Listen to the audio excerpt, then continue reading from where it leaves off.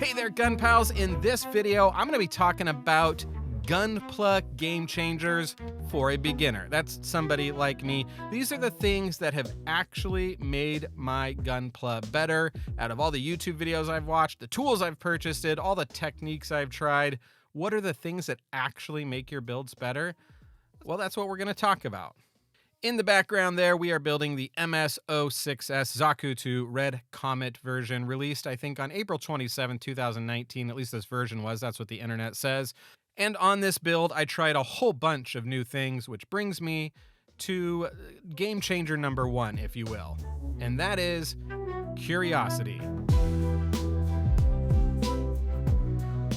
Look, I know that it killed a cat once, but we gotta move on from that. Being new, being curious is a wonderful thing to be, and you only get to be new once per hobby. The problem, you see, with getting good at something is that you start becoming afraid to be bad at it. The number one thing that will change your Gunpla is to stay curious.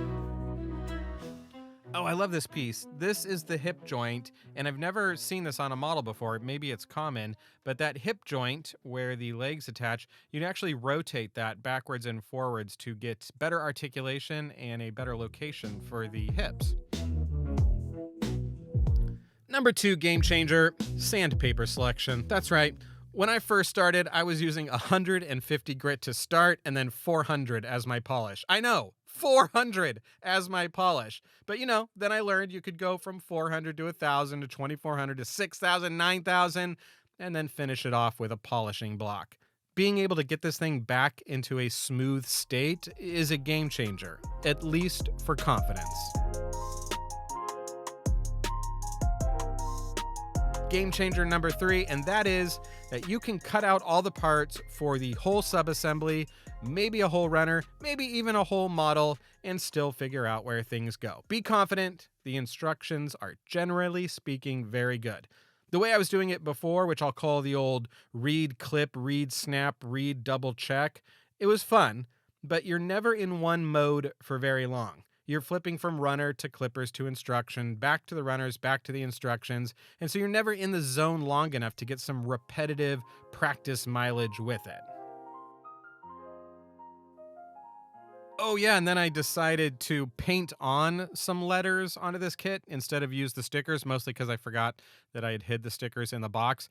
So yeah, I did that in Photoshop, then printed them on like one of those home cutter things onto some masking vinyl here, used the outside of the letter shape, and then used some matte medium to kind of seal those edges of the letter once it was down, and then painted over in white. It came out kind of crisp. It's just I really used the wrong font. I don't want to hear about it. I know what I did. You don't need to tell me. I'm fully aware of what I did, and it was a terrible mistake. I would have done it differently, but I wanted letters that didn't have floating pieces. That was really the main issue. Number four game changer for me was figuring out a little bit about how panel liner works, or I guess why panel liner works. I used to be an apply and wipe kind of guy. We're talking about panel lining here, okay, just so we're all clear. I'd apply the panel liner, wait about 10 minutes, and then clean it up, and then be surprised when all of the panel liner came up with it. Two game changers really here. One is apply it and let it dry, like really let it dry. That's the big one. Also understand that panel liner flows best over very smooth surfaces. So over texture or matte paint or matte top coat, the results will get a little messy and blurry. Oh, third, a little panel liner goes a long way. Yeah, and then I had this other really great idea to cut out plastic. That's like 1.5 or 2 millimeter plastic there. And I thought, I'll use these scribing templates and then I can cut out pieces of plastic using like a scribing tool and make the model look cooler. And so that didn't work really at all. You'll see here in a second. The problem is they just didn't look great. It looked like I was putting a deli meat sandwich on the model, not really metal. I did draw some little holes, and you can see that's the only piece I moved. And it does kind of look like he's got a bit of that like sanding paper you would attach to like a triangular mouse sander. He looks like he's got that on his wrist. Like he's ready to go. If anybody needs some sanding, this guy right here, Shar, he's ready to do some sanding with the back of his fist. All right. In 4th of July fireworks terms, this is the big one. Number 5, it's the biggest game changer of them all for me personally at my stage. A matte coat changes everything. I had no idea you were even supposed to do this or could coat the parts. But then a commenter said like, hey, why don't you put a matte coat on that so that the plastic things don't look like they're made of plastic? So I tried it out, and here's a couple of neat things that it does. First, when you put a matte coat on it, it locks in the panel liner or whatever weathering effects you have below it. Number 2, it also then creates a little microscopically textured, yeah, that's right, we got all sciencey here, creates a microscopically textured surface which allows you to do other things like apply weathering pencils or dry brushing or things like that.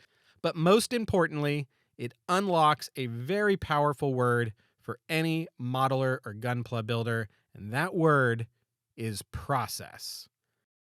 You see, the matte coat suggestion helped me finally understand my process from beginning to end, which is like clip, clean, panel line, matte coat, weather, decals, final coat. Now, of course, your process might include a bunch of other things like airbrushing, masking, custom plastic work.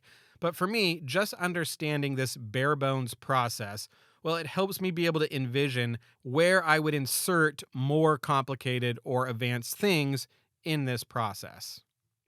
Okay, so right here, you're going to see, I come to this realization in just a second that these legs are definitely on backwards. There it is. You can feel it right there in the video that I'm like now taking apart, realizing, wait, hold on. These things are definitely backwards. Yeah, this will be the 10th build in a row where I've had at least one leg on backwards. This one was an easy fix, just popped off the top joint there, turned it around, and we were back in business. Now, if I'm wrong, that's great. I fully expect you all to let me know in the comments, but give me like a week to enjoy these breakthroughs because they haven't just made my models look a little better, they've made me enjoy the hobby a lot more. I feel like I have some understanding of what's happening and in what order it should happen, and a little bit about why it's happening.